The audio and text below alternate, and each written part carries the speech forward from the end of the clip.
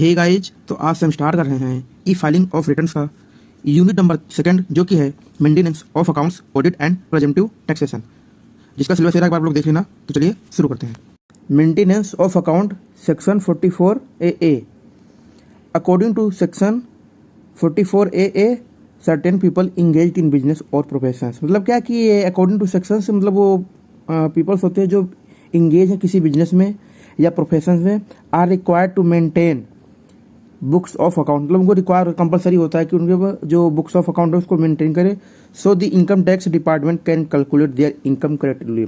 जिससे कि जो इनकम टैक्स डिपार्टमेंट है उनकी जो इनकम है उसको एक करेक्टली वे में कैलकुलेट कर सके।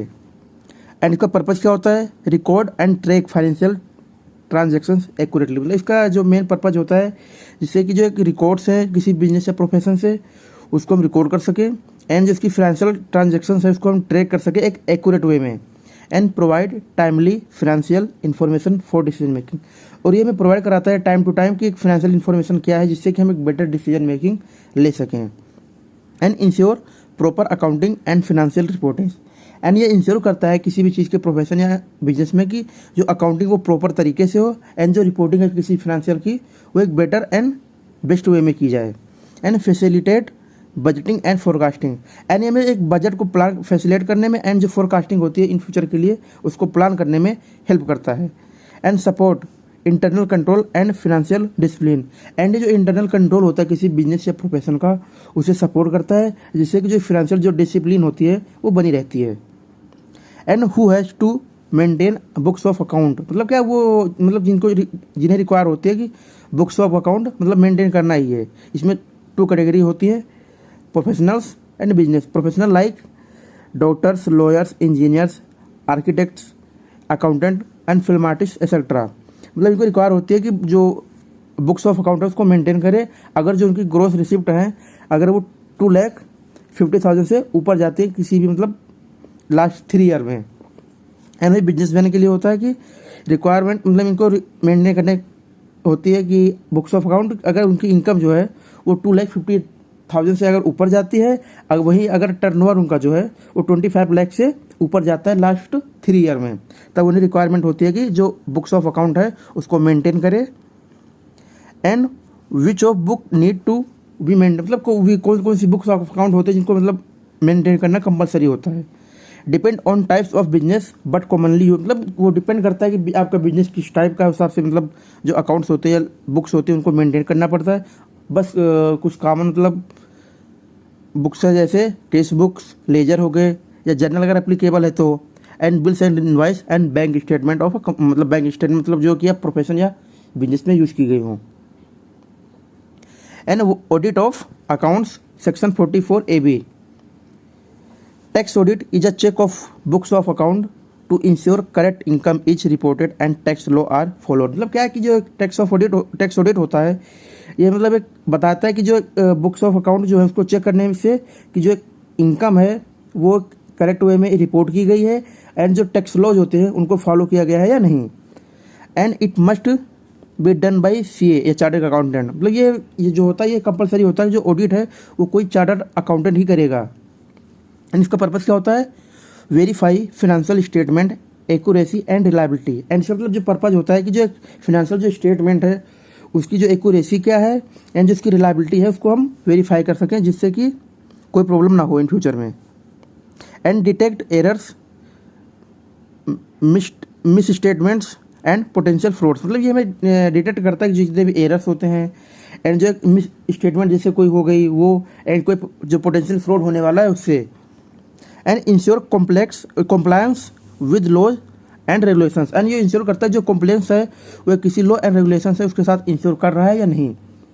And provide stake holder with assurance on financial health. And ये जो ऑडिट होता है ये जो स्टेक होल्डर होते हैं उनको एश्योरेंस देता है कि जो फाइनेंशियल हेल्थ है वो कंपनी को प्रोवाइड करने में। And identify area for improvement in financial management. And ये जो एक एरियाज ऑफ इम्प्रूवमेंट होते हैं जिससे कि हम इम्प्रूवमेंट मतलब करने की ज़रूरत है किसी फाइनेंशियल मैनेजमेंट है वो आइडेंटिफाई करते हैं, एंड उसके हिसाब से हम जो इम्प्रूवमेंट होती है उसको हम करते हैं।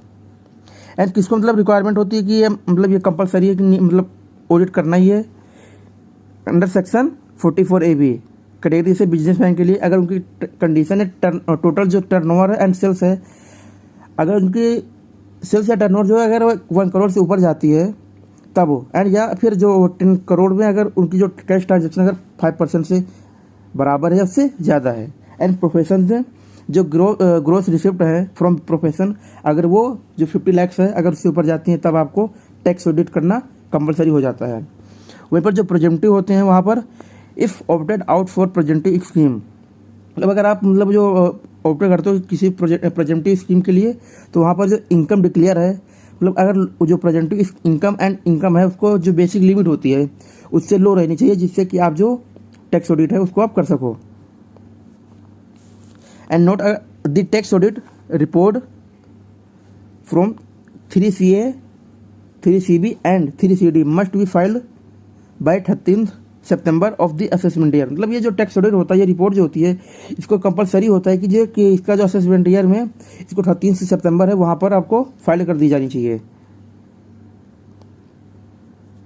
And presumptive taxation scheme, presumptive taxation means you don't have to maintain books और go for the an audit. मतलब क्या जो प्रेजेंटिव स्कीम होती है इसमें मतलब कंपलसरी नहीं होता कि आपको मतलब जो बुक्स है उसको मेंटेन करना है एंड जो ऑडिट के लिए आपको जाना है। If your income is declare at the fix rate prescribed by the law, and अगर आपकी जो इनकम है अर्निंग है वो अगर डिक्लेयर कर जाती है, जो इनकम टैक्स लॉ होती है डिपार्टमेंट के द्वारा कि आपको जो एक फिक्स्ड इनकम है डिक्लेयर हो जाएगी। एंड द 3 मेन टाइप, मतलब इसमें 3 टाइप की इनकम होती हैं, मतलब बिजनेस इनकम होती है जैसे स्मॉल बिजनेस के लिए। इसमें कौन ऑप्ट कर सकता है? Resident individuals, Hindu undivided family and partnership firm not LLP. मतलब इसमें क्या है कि जो रेसिडेंट इंडिविजुअल्स हैं वो ऑप्ट कर सकते हैं, एंड जो हिंदू अनडिवाइडेड फैमिली वो भी ऑप्ट कर सकते हैं, एंड जो पार्टनरशिप फर्म है वो भी कर सकती है, बट जो एक लिमिटेड पार्टनरशिप फर्म होती है वो इसको ऑप्ट नहीं कर सकती है। And engage in business except paying hiring of goods vehicles और कमीशन एजेंसी। मतलब अगर आप उससे कंपल्सरी ये भी है कि जो आप वो मतलब बिजनेस मैन है या इनकम है वो जो बिजनेस से इन्वॉल्व होनी चाहिए, ना कि वो किसी पे की गई हो एक्सपेंसेस के रूप में, या किसी भी गुड्स व्हीकल की हायरिंग में हो गई हो, या कोई कमीशन एजेंसी को पे की गई हो। इसमें एलिजिबिलिटी कंडीशंस क्या है? Turnover should not be exceed 2 crore. मतलब इसका जो टर्नओवर है वो 2 करोड़ से ज़्यादा नहीं होनी चाहिए। And declare income eight 8% of total turnover, and जिसकी जो एक डिक्लेयर इनकम है वो जो टोटल टर्नओवर है उसका 8% होना चाहिए, इससे ज़्यादा नहीं होना चाहिए। And 6% if transaction are through digital modes. अगर वहीं पर अगर जो एक ट्रांजेक्शन है अगर वो किसी डिजिटल प्लेटफॉर्म के थ्रू हुई है तो वहाँ पर आपको 6% टोटल टर्नओवर का डिक्लेयर इनकम मानी जाएगी। An example, if a shopkeeper earn 40 lakh turnover digitally, declare income 6% of 4 lakh is equal 2.4 lakh, no need to maintain books. मतलब क्या है, अगर कोई भी कंपनी कोई भी एक शॉपकीपर है अगर वो 40 लाख रुपये टर्नओवर की है, मतलब वो क्या है टर्नओवर जो डिजिटली वे में, एंड जो डिक्लेयर इनकम होगी उसकी वो 40 लाख की 6% होगी 2.4 लाख से। एंड ये जो 2.4 लाख होंगे इनको मतलब रिक्वायरमेंट नहीं है कि इनको बुक्स को मेंटेन करनी है। Section 44A for goods vehicle owners, इसमें कौन कौन ऑप्ट कर सकता है? जैसे any tax payer who on 10 goods, 10 या उससे मतलब ज़्यादा या उससे कम, मतलब जो गुड्स व्हीकल उसको ऑन करता है, including those taken on hire. मतलब आप उसको आप किसी से आपने हायर कर रखी है वो, तो जो टैक्स पेयर है अगर उसकी गुड्स व्हीकल है अगर वो 10 या उससे ज़्यादा है उसमें ये भी इंक्लूड होगा, तो मतलब किसी अगर दूसरे से हायर कर रखे तो उसमें इंक्लूड की जाएंगी। एंड हाउ इज इनकम, मतलब इसमें इनकम कैसे कैलकुलेट होगी? 1000 रुपये per tons of gross vehicles weight per month for heavy vehicles. मतलब क्या इसमें जो 1000 जो पर टन से होगा किसी भी ग्रोस व्हीकल्स की वेट की वो पर मंथ के लिए हैवी व्हीकल्स के लिए कैलकुलेट की जाएगी। वहीं पर 7500 पर month for vehicles for other vehicles. इसमें क्या होगा, वहीं पर जो 7,500 होगा और 500 होगा वो पर मंथ होगा जो अदर व्हीकल्स हो गए उनके लिए कैलकुलेट की जाएगी। Example, if you on 3 lights goods vehicles for 12 month. मतलब अगर आप मतलब किसी को मतलब 3 जो मतलब छोटे छोटे जो गुड्स व्हीकल होते हैं उनको आप हायर करते हो किसी 12 मंथ के लिए, तो उसकी जो प्रेजेंटिव इनकम होगी वो होगी 2,70,000। सेक्शन 44ADA जो प्रोफेशनल के लिए होता है, इसमें कौन कौन ऑप्ट कर सकता है? Resident individual professional like doctors, engineers, lawyers, architects etcetera. इसमें मतलब क्या जो एक रेसिडेंट वो इंडिविजुअल प्रोफेशनल होना चाहिए, जैसे डॉक्टर्स हो गए, इंजीनियर्स हो गए, लॉयर्स हो गए या आर्किटेक्ट्स हो गए। And gross receipt must be is equal या greater than 50 lakh, less than 50 lakh. मतलब कि इसकी जो एक ग्रोस रिसिप्ट है वो या तो 50 लाख या उससे कम होनी चाहिए, तभी मतलब आप इसको ऑप्ट कर सकते हो। एंड प्रेजेंटिव इनकम डिक्लेयर कब होगी, अगर 50% ऑफ टोटल ग्रोस रिसिप्ट, जिसमें अगर जो टोटल जो ग्रोस रिसिप्ट है उसकी 50% होगी, वो प्रेजेंटिव इनकम डिक्लेयर की जाएगी। Example, if doctor earn 40 lakhs in a year, declare income 50% of 40 lakhs is equal to 20 lakhs। मतलब से एक डॉक्टर है जो कि मतलब 40 lakhs मतलब सालाना मतलब कमाता है एनुअली, तो उसकी जो डिक्लेयर इनकम प्रेजेंटिव डिक्लेयर इनकम होगी वो एक 50 lakhs ऑफ 40 बल्कि 20 lakhs होगी। इसके बेनिफिट क्या होते हैं, reduce compliance burden, less paper work and documentation required. मतलब कैसे जो कॉम्प्लायंस जो बर्डन होता है उसको रिड्यूस करता है, बिकॉज इसका जो पेपर वर्क होता है एंड जो डॉक्यूमेंटेशन जो रिक्वायरमेंट होती है उसको कम कर देता है। And time saving, less time spend on accounting and tax calculation. मतलब इसमें टाइम सेविंग का रीजन ये होता है कि इसका जो कैलकुलेशन जो टैक्स कैलकुलेशन होता है या जो टाइम ऑफ स्पेंड होता है अकाउंटिंग में, उसको कम करने से इसकी जो टाइम सेविंग होती है वो बच जाती है। And lower audit risk, reduce likelihood of tax audit and scrutiny. मतलब क्या करता है, जो लाइकलीहुड उसका जो रिड्यूस, जो एक लोअर टैक्स ऑडिट रिस्क होता है उसको रिड्यूस करके करता है, जो टैक्स ऑडिट होता है उसको करता है, जिससे कि स्क्रूटिनिटी होती है वो बनी रहती है।